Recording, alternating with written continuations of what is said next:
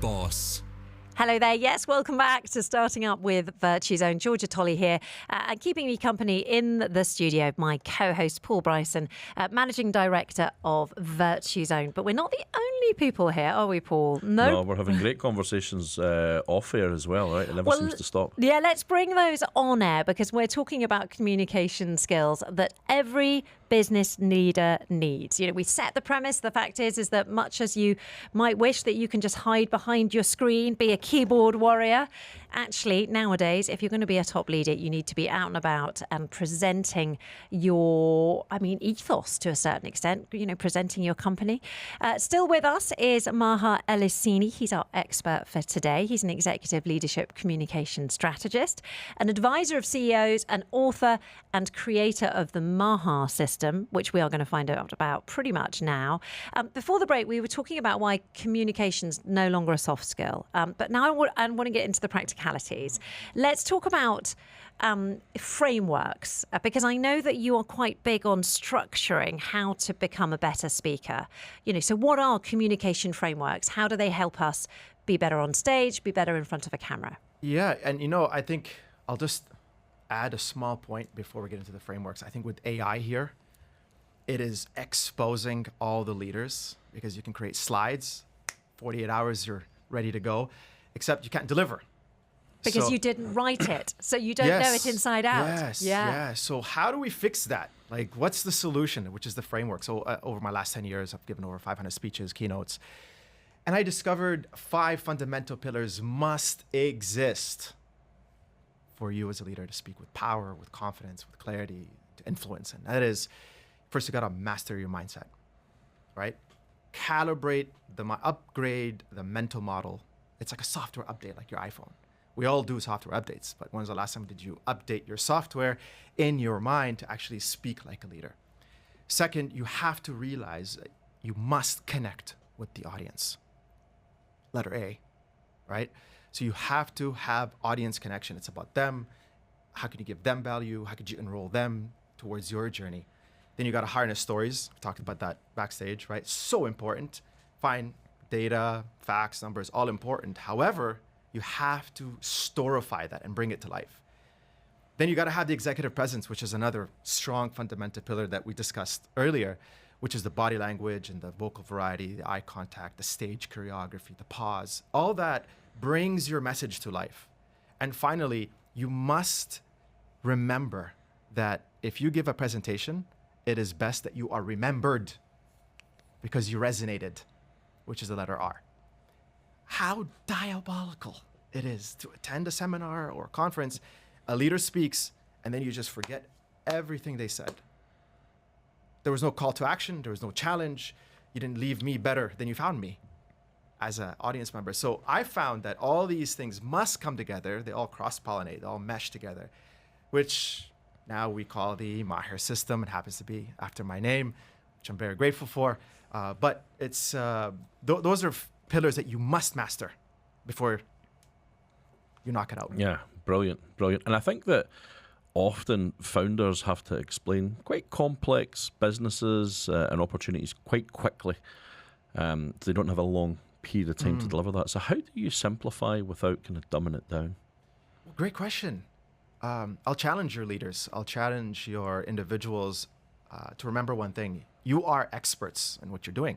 You already know this stuff very well. Even Einstein says it, right? It's like, if you can't explain it simply enough, that means you never knew it well enough. So if you know it very well, you can simplify it by maybe telling a story. Oh, what's happened with you reminds me of a client that went through exactly this. This individual was this, maybe this income bracket, maybe this business model, what have you. You bring the characters to life, you introduce the challenge, the tension, and then you show them the resolve, and this is how we can help you. Yeah. And I sometimes think you don't always remember everything that everybody says, but you sometimes think how it made you feel. Yes. And you were happy about it or sad about it, or you thought that was great or well delivered. But what we said was you have a small window. So what do you think every founder should be able to explain in under 60 seconds? What you do, how you do it, why you do it, and what's in it for them. Can I ask you, you're really good at the sound bites. And no, that's brilliant Thank because you. it works really well on the radio. Is that part of the R of the Maher system? Is that how you make sure that people are going to remember what you've told them on Interesting. stage? I would put that under the A. Oh, okay. Yeah, audience connection. And I'll tell you why. This is actually birthed from my studies of watching Barack Obama. The man who can pick a fly out Right? of the sky with his fingers. He's amazing. I challenge all the listeners to watch his YouTube, watch his speeches, and watch what he does. It's something called chunking. Now, chunking is, quote unquote, bite-sized, digestible. It allows the audience to take it in. Because remember, we're all running dialogues in our mind. So I'm bringing you into my world. So before I bring you in, I gotta introduce it slowly and allow you to take it in, digest it, assimilate it, and then maybe act on it, depending on how passionate I am or the energy I give it, and the symbiosis that occurs between myself and the audience. Does that answer the question? It does, and it's reminded me of another. Sorry, Paul. This is the problem. I've got so many questions, and then I want to know how you connect with the audience. Like, how would you? Because imagine that you're standing backstage. It could be a huge audience. It could be just 5 of your colleagues. Yes. You're thinking, okay, I'm going to do this presentation. You've got cold sweat running down the back of your thing, maybe hot sweat under your arms. You're freaking out. How are you? And you've got this impression, which I've had for years, that the audience is going to hate you, even though you correctly say that the audience actually wants you to succeed. How do you walk into that room, be it a tiny room or a big one, and connect with the audience? I would encourage the listener right now to remember one thing. When you're about to give a presentation, what is a speaker without an audience? A mad person shouting at Right? themselves. Right? So we can agree on that. So here, what this predicates this whole conversation on is it's for them. So how do you include them into your journey? Ask questions. And I love calling something the enrollment question. So you walk in here, if it's a high-level presentations, how many of you here would love to raise $1 million in 2 minutes or less? Very likely you'll have every hand go up. And you say, okay, how many of you here genuinely, truly worked on the skill to actually pull that off? And every hand goes back down. So you say, okay, do I have your attention? The next 30 minutes is for you. The next 30 minutes is for you. So I set the entire presentation for them. Because if I don't do that, let me tell you, WhatsApp is more important, email's more important, and maybe my DIWA bill. And everyone's got their phone. That's Yes, the of problem. course, rightfully so. And we're running out of time. We could talk about this forever. So, in the interest, in the theme of not having a lot of time, business leaders are time poor and they don't necessarily practice for hours. Give me 2 small habits or 3 small habits that they could build into their week every single week that will make them better at this. Take your phone, film yourself, and watch yourself on mute. Why? Because you want to see, is your body aligned with what you're saying? So do you look confident? Do you look serious? What are you looking for? Absolutely. You want to read yourself. Well, here. we know body language is like 55% of effective communication. They say so, that, right? Obviously, that could be maybe more. Taken a look at it many different ways. I'm just saying, because when you're on stage, you also got to remember the individual all the way in the back.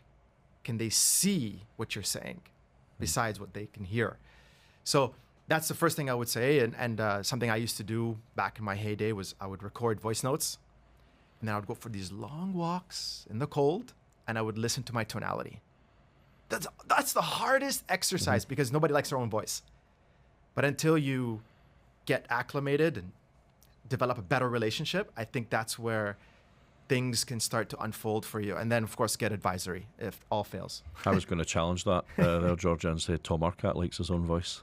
I think I have to say, I think if you work in radio, you do have to like your own voice, and I've definitely got used to mine.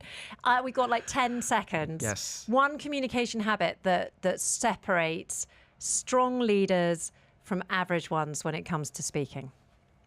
Ooh. I know. I like to finish on a hard one. I might take more than 10 seconds just to think about this. I would say to you, have absolute conviction in yourself that you can deliver and give the people what they want.